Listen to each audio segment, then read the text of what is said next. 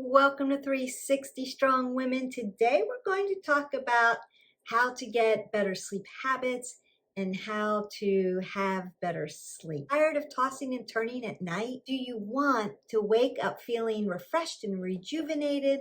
Look no further than our expert-approved sleep strategies. From setting a regular sleep schedule to creating relaxing bedtime routines, I'll show you how to create the perfect environment for a peaceful night's rest.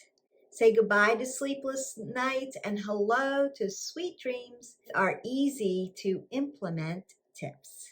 The first tip is to stick to a regular sleep schedule. Go to bed and wake up at the same time every day. You want to set your circadian rhythm, and that's the first tip. And then to get comfortable sleep, we want to set up a comfortable sleep environment. So we want to create a sleep sanctuary for ourselves. How do we do that? One of the things you can do is to declutter your bedroom and make it a safe, comfortable space that's decluttered, not distracting. We want to keep your bedroom dark at night while you're sleeping, so you can use some dark shades or set up an area that doesn't have any light. So we want it to be nice and dark while you're sleeping. If you don't have the capacity or the ability to do that because of the way your windows are, you could wear a sleep mask. So that's one of the tools we'll talk about. We want it to also be cool and quiet, and especially for women with hormones, the cooler the room, the better the sleep. So consider making your room cool and get adjusted to feeling cool at night. Use those heavy curtains or those blackout shades to block out the light, and use a fan or an air conditioner to regulate that temperature. We also want to, and this is very important, we want to invest in a comfortable mattress. This would be an investment. Mattresses are expensive. Consider that you want a mattress that fits your body type. Are you a side sleeper? Are you a back sleeper? Do you have shoulder, hips, or knee or back issues? If those things are a reoccurring problem, if you wake up and your neck is sore, if your low back is sore, if you have hip issues, then we want to buy a mattress that addresses all of those things. So you want it to be maybe a hybrid, something that's firm, but also has the ability to take consideration in for your joints. And when you research mattresses, and there's a lot of them out there, some of the questions: are you a side sleeper? Are you a back sleeper? Are you a stomach sleeper? And do you have joint issues or any kind of an injury? Those would be some of the things that you're going to look for. And then also, are you sleeping with somebody else? And do they have similar problems or do they have different problems? And then maybe you need a mattress that fits your side and a mattress that fits your partner's size. Those are the kinds of things that you're going to want to research, and you want to make sure you invest in that mattress. Also, you want to invest in comfortable, cool pillows, something that's very comfortable for you to sleep with, that when you wake up in the morning, you feel rested, you don't have headaches or neck issues, your neck's not sore. Make sure the bedding is soft and comfortable and breathable so that you're not sweating on your sheets or your comforter or your pillows. You want to make sure that they breathe. Some other tools that you might want to use setting up your sleep sanctuary and before you go to bed are taking a hot bath right before you go to bed, using essential oils like chamomile or lavender. You want to use the essential oils through a diffuser or drops or a lavender mask, something like that. Use the essential oils that are calming. So lavender, lemongrass is a neutral, and chamomile, and sage can be a neutral. So find a scent that calms the body down. Use those calming scents for right before you go to bed. Now, when you wake up in the morning, you may need peppermint, or lemongrass is a neutral. Like I said, it can be both ways. Peppermint, something like that, that stimulates you and wakes you up. You don't want to use those at night when you're trying to go to bed. I talked about the sleep mask. So if your room's not dark enough, or there's a lot of blue light emanating from other rooms, maybe it's computer, or sometimes like for instance, an example, I live in a condo and the lights from the outside come on and off. They're on a timer, so they'll shine through the light to keep the hallway safe, but sometimes they emanate through and lighten up the space. So you could use a sleep mask if you need it to be completely dark. And sometimes they come in lavender, or they're cooling masks, so your eyes feel rested when you get up because it's taking the inflammation down. So that's something you could use. Also, if you live in an area where there's a lot of noise at night, you might want to use earplugs, or maybe your partner snores or something like that, or you're on opposite work schedules. So somebody's up while you're trying to sleep and vice versa. So earplugs can be one of those things, and a sleep mask can be one of those things that you could use as a tool for getting good restful sleep. So let me go over the tools and the things that you need for good restful sleep. 1, we want to get up and go to sleep at the same time every day. 2, we want to set up our sleep sanctuary. Nice bedding, a mattress that is appropriate for us, for how we live and what our body type is and what's going on, how we sleep. And then we need dark curtains. We need it dark at night. You can use a mask or a dark curtain. Turn out all those blue lights. We may have noise, so we might want to put in noise reduction earplugs. That could be something that can help you get good quality sleep. Now, we may need to calm our bodies down, so we might want to use aromatherapy through a diffuser, or use it in oils. Consider, if you have pets, you want to make sure that they're safe for your pets. Some essential oils are not safe for pets, so check on that. And then we want to invest in pillows and sheets that are soft and breathable and fit what's going on with our joints and with our bodies. Also may want to take a hot bath before we get into bed. It's just one of those ways to calm our bodies down. We want to keep the temperature nice and cool in the room. It helps you sleep better. Now, what are the things that we need to avoid before we go to bed, or turn off before we go to bed? So the things you should avoid: a heavy meal. We want to stop eating about 3 hours before you go to sleep. So heavy foods, we want to not eat a heavy meal before you go to sleep. We want to not be smoking. So we don't want to be smoking anyway, because this is a wellness channel. However, if you happen to be a smoker, you want to not have any kind of nicotine before you go to sleep, because it's a stimulant. And alcohol, we want to avoid alcohol in the evenings before we go to sleep. You'll want to stop drinking the same time you want to stop eating. Consider that I would say that alcohol is not nutritious for you. I would say get rid of it anyway.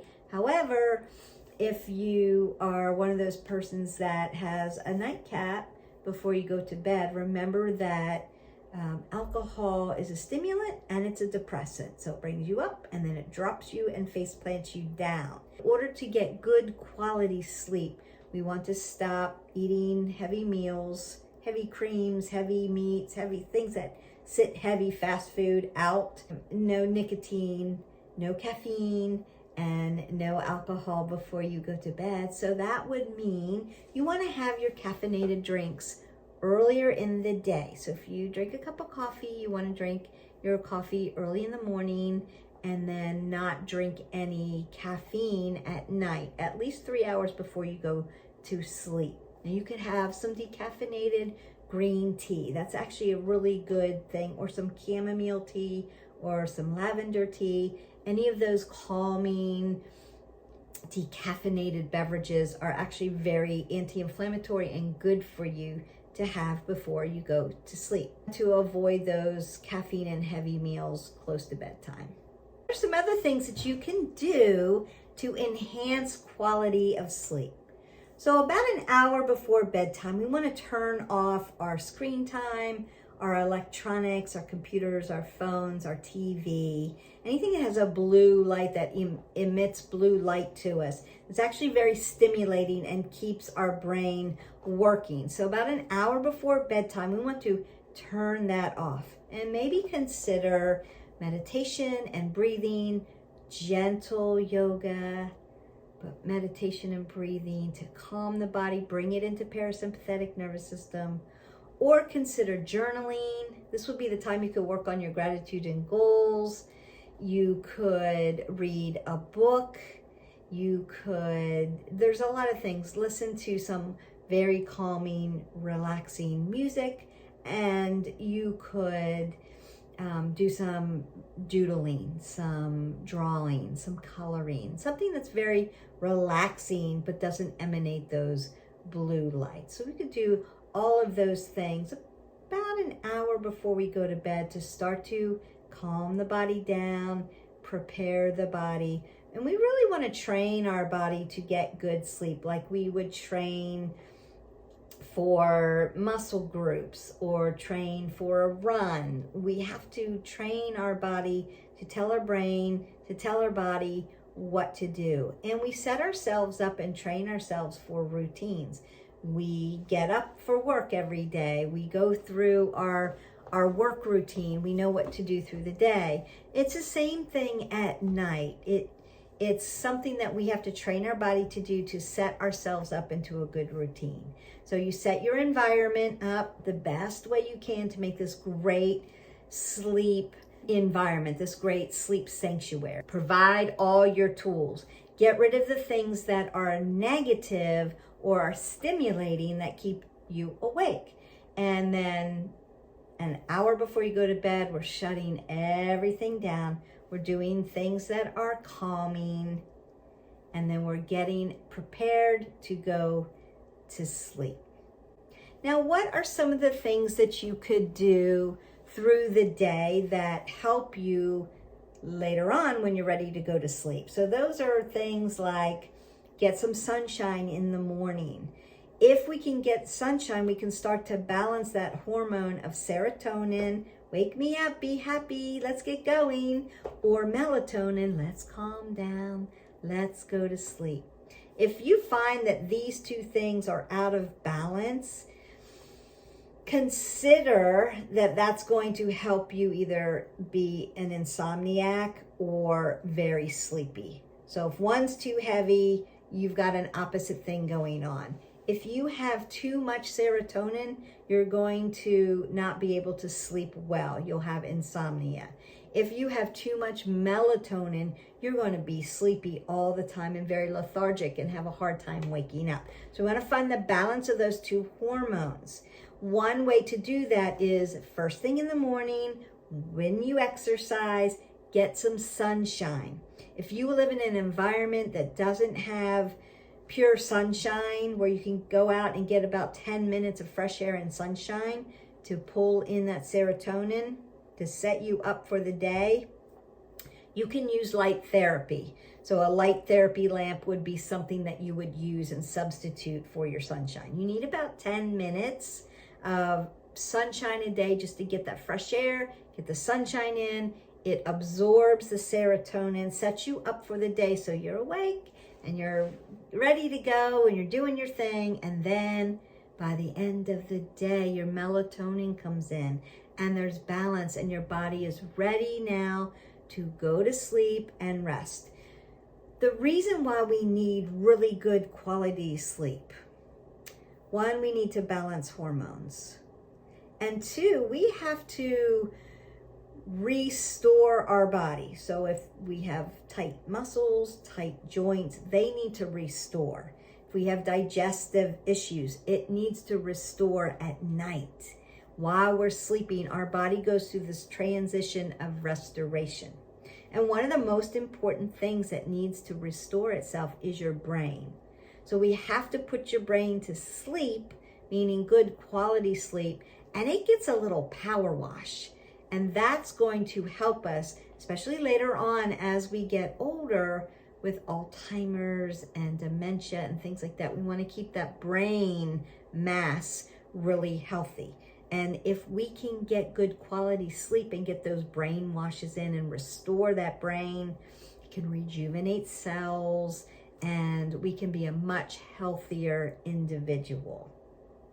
So that's really important, not just so that you can function through the day, but so that you can balance your hormones, you don't have all the systemic inflammation in your body, and you feel better. You're not cranky because you're getting good quality sleep and you're restoring all the stuff that happened through the day before. So you're getting that restoration, and we need that for our bodies and our brain. So what other things should we be doing? We get up, we should get sunshine. We need sunshine, we need serotonin so that our melatonin will work correctly. Consider to talk to a doctor if you're considering taking melatonin. A lot of times we overtake one and it brings us into imbalance. You're taking melatonin because you're not sleeping well, but what's happening is you're really not getting enough serotonin to balance out the melatonin, and it's a vicious hamster wheel. So we want to always talk to our physicians about things like that. Consider that, I know it's out there, take those gummies and it really helps you. Consider talking to your physician about that, because it's not always the healthiest way to do it. Some of the healthier things is to go out and get fresh air and get sunshine. And then we want to move our bodies. We need 20 to 30 minutes per day of moderate to vigorous activity. So 150 minutes per week. And you want that delta. We want to get strength training in. We want to get cardio in. We want to get balance and flexibility. We need the delta. And make sure you're consistent and varied, watching the videos if you haven't already. Hit that button, like, subscribe, and share so that you are getting your movement in every day. It doesn't have to be hard exercise. It has to be movement.